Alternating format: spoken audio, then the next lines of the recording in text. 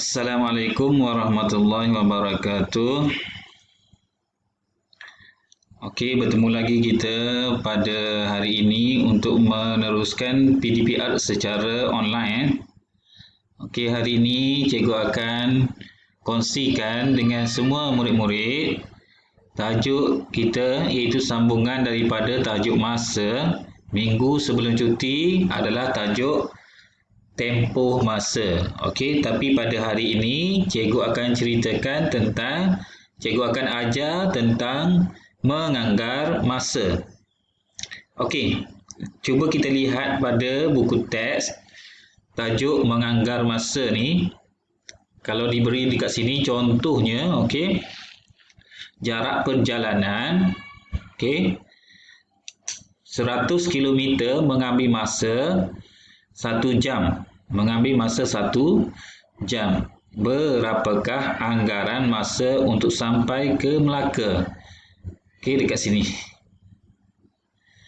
Okey. Jadi kita tengok dekat sini perjalanan dia dah 96 km. Okey. Jarak perjalanan adalah 100 km.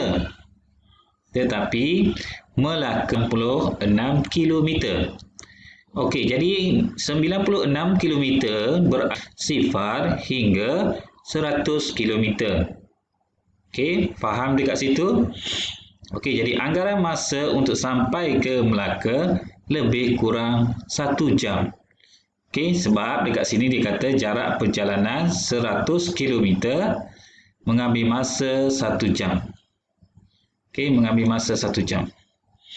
Jadi, perkataan yang sesuai bila kita bincang tentang anggaran masa ialah kita kena 1 jam.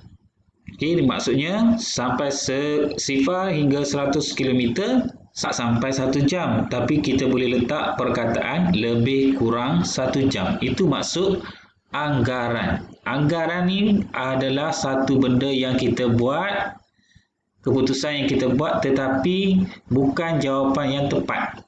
Okey, bukan jawapan yang 100% tepat. Maksudnya kita membuat anggaran ni hanya di dalam lingkungan. Okey, jadi anggarkan masa. Okey, soalan seterusnya, anggarkan masa untuk sampai ke Muar dan Batu Pahat. Okey, kalau kita tengok Muar adalah 138 km. Manakala Batu Pahat sejauh 200 km. Kita ambil yang paling dekat dulu, yang cukup ratusnya dulu. Kita ambil Batu Pahat. Kalau 100 km, 1 jam. Kalau 200 km, 2 jam. Okey, kita jawab dulu yang Batu Pahat. Okey, selama lebih kurang 2 jam. Okey. Okey, Muar. Okey, Muar ni 138 km berada di mana? Okey, dekat sini. Okey, ni adalah 150 km.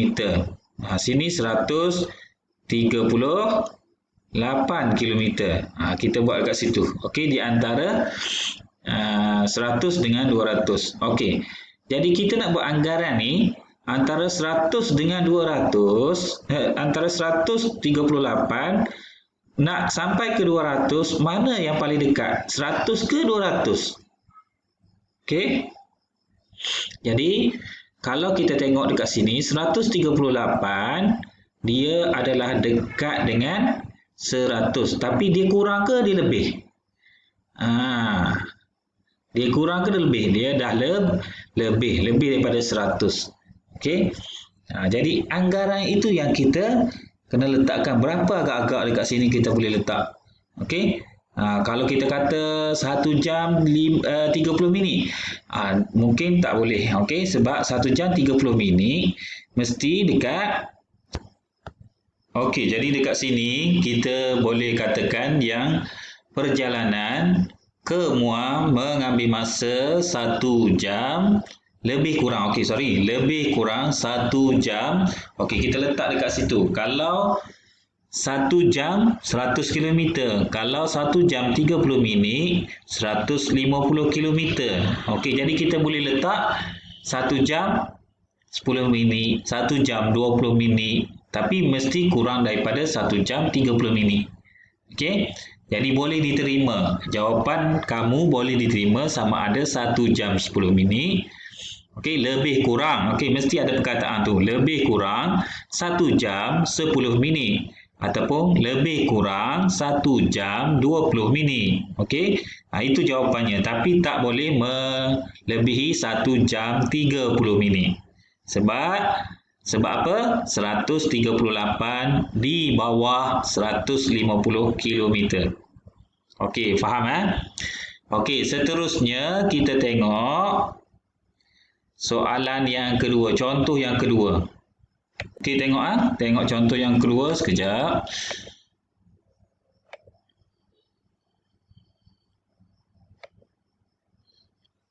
Contoh yang kedua ni, anggaran masa untuk melabel 250 botol sos cili. Okey, 250 botol sos cili. Okey, tengok betul-betul 250 botol sos cili. Dia suruh anggarkan. Diberi, maklumat yang diberi adalah 30 minit sebanyak 60 botol. Okey, 30 minit boleh hasilkan 60 botol. Okey, bila dia kata 250 botol, jadi kita kena buat macam jadual dalam di sebelah ni. Okey, buat lagi 60 botol 30 minit. Kita kira sehingga 250 botol. Jadi 60, 120, 180, 240 dan 250. Kenapa kita buat 10 dan 50? Sebab dia ialah jumlah 60. Okey, jadi dekat sini kita dah dapat 30 minit. 30 minit, 30 minit bermakna. Okey, jadi murid, apabila kita dah siap buat, ataupun kita dah tengok contoh menganggar tadi, yang contoh 1 dengan contoh 2. Okey, sekarang kita akan tengok soalan uji diri muka surat 145. Okey, tengok Puan Aina membungkus 300 paket kerepek dalam masa hampir 5 jam. 100 paket. Okey, bagaimana kita nak selesaikan ni? Okey, kalau 300 paket, 300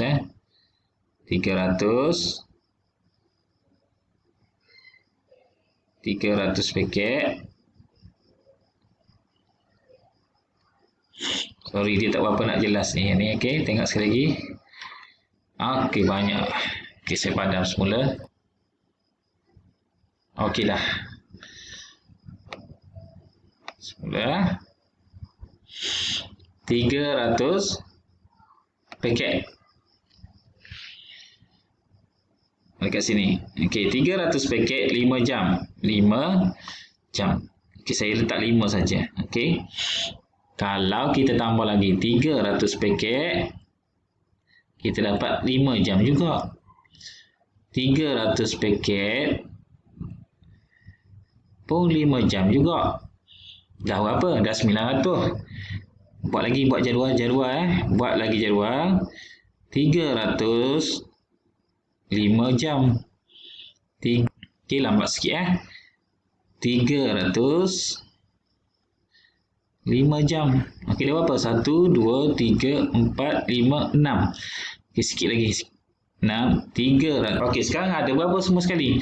Ada 300, 600, 900, 1200, 1500, 1800, 2100. Okey, sama dengan soalan A. 2100. Jadi berapa jam? 5, 10, 15, 20, 25, 30.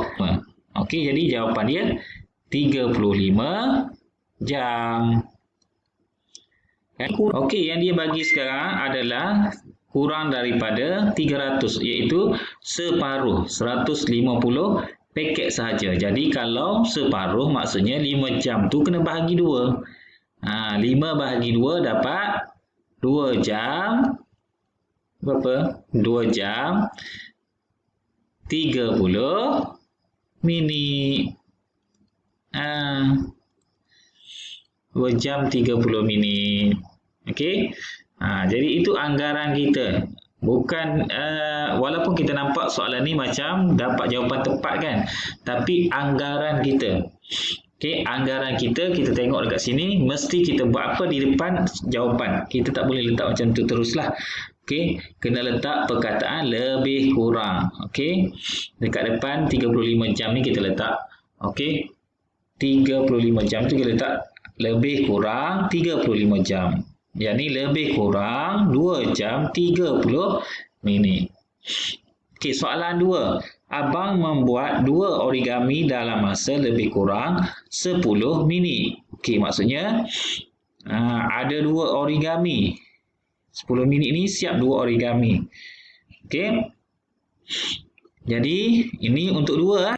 Jadi, dia kata kalau 10 origami, kita dah dapat 1 origami 5 minit. Kalau 10, 5 darab dengan 10. Kita dapat berapa? Kita buat macam ni. Lebih kurang 50 minit. Kena tulis penuh sepatutnya. Tapi sebab ruang dekat sini sempit, cikgu tulis ginilah. Okey, kalau 15 origami, darab 15 lah. Okey. 5 darab dengan 15 dekat sini. Kita buat sini bawah sini pula. 5 darab 15. Sebab satu origami 5 minit. Jadi kalau 15 origami 10 darab 5 50. 5 darab 5 25. Jadi kita tambah jadi 75 minit. Jadi jawapan kita bukan macam ni. Kita kena buat lebih kurang. Ada 2 perkataan tu. Lebih kurang 75 minit. Okey, faham Okey, jadi sampai di situ dulu untuk penerangan tentang menganggar. Okey, terima kasih.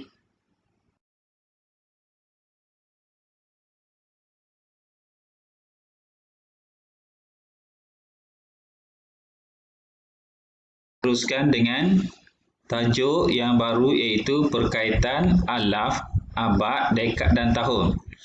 Okey, jadi dekat sini ada 4 unit masa. Yang pertama sekali adalah alaf. Okey, alaf, abad, dekad dan tahun. Yang paling rendah adalah tahun. Jadi kita kena ingat kat sini. Okey, yang paling rendah adalah tahun, 10 tahun. Umur saya 10 tahun. Masjid kuno yang dijumpai berusia 1000 tahun. Okey, jadi unit-unit masa tersebut adalah berkait di antara satu sama lain. Yang paling singkat adalah tahun lah. Masa yang paling rendah dekat dalam 4 unit masa ni, yang paling rendah adalah tahun.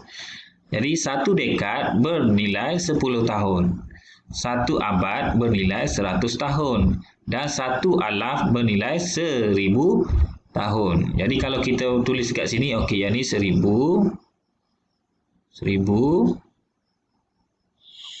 Abad kita tulis 100. Dekad 10. Tahun 1 je lah. Okey, 1 tahun. Okey, jadi 1000, 100, 10 dan 1. Itu membezakan di antara alaf, abad, dekad dan tahun. Okey, contoh soalan. Contoh soalan, katakan dekat sini lengkapkan satu dekad bernilai 10 tahun. Kalau 10 dekad bererti 10 darab 10 lah. Satu dekad 10 tahun. Kalau 10 dekad 100. 100 tahun bernilai 1 abad. Okey, sama juga dengan yang ni. 1 abad 100 tahun. Kalau 1000. Okey, 1000 tahun bersamaan 1 alaf. Okey, faham Okey, contoh kita tengok uji diri muka surat 146 ni. Satu dekad, okey ni macam ulang kaji balik apa yang cikgu ajar tadilah. Satu dekad bernilai 10 tahun. Okey. Boleh? Seterusnya B, soalan B, satu abad bernilai 100 tahun.